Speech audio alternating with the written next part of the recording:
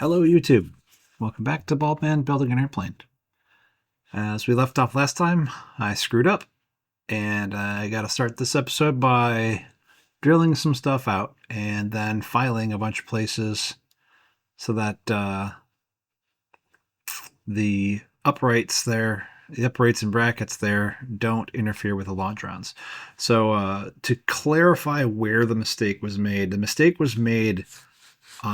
way back in the beginning of section 29 here, and it was when I had to like drill and cut out parts of the longeron. There's a template that they give you on doing that. I must not have followed it close enough. It's to clear, it's basically the clearance, the bracket that you put on from the upright. And that bracket holds the rollover structure, so it's kind of important that, it doesn't, interfere with that. I don't want anything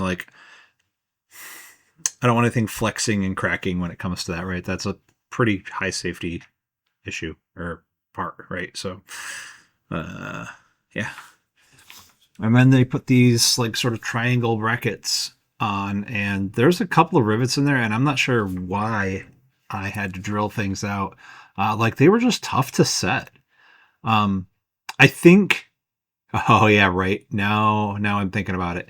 So this is the typical thing in building. What'll happen is as you get a structure together, the rivet gun doesn't hit the rivet heads hard enough to really cause the entire structure to move, and then allow it to bump up against the bucking bar and actually set the shop head.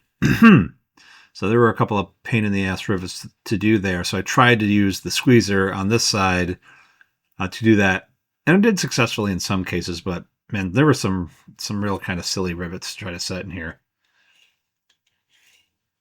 And then they have you set the skin rivets almost last. But yeah, you can't really do it. And I'm trying to figure out a way to get the squeezer in there. Yeah, that kind of works. I think I used the gun and bar entirely on the other side. I didn't use the squeezer at all. Oh no, here we go. So this is going back. So it was the gun and bar for the triangle piece, and then the squeezer where I could on this side to get the secondary upright piece attached to the seatback brace and and the skin there. That was my neighbor's. The kid, the two young kids, 3 young kids now, really. The 2 older kids were asking me if the airplane was done yet. And of course it's not done yet. I'm sure they will see it partially done before it moves to the hangar. We'll see. And those were fun. The AN4 bolts there too are when you torque something, you're supposed to torque the nut and not the bolt, because you get a higher drag torque on the bolt head. So I just kind of had to do it on the bolt head and give it a little bit extra. Oh well. So that about wraps up the riveting part of this. We just got to get these last little pieces attached to this side rail, and we're going to let real-time Ryan take it on out from here. Well, I think that wraps up chapter 29. I got a couple of chapter 31 things done, the fuel system stuff. I got to do that, but really just wanted to get those lines bent. But yeah, this is it. Both side skins are on. Ooh. Ooh. And we're braced up here. Got these in and torque sealed up after torquing them down. I guess that's it. There's the vents to be done.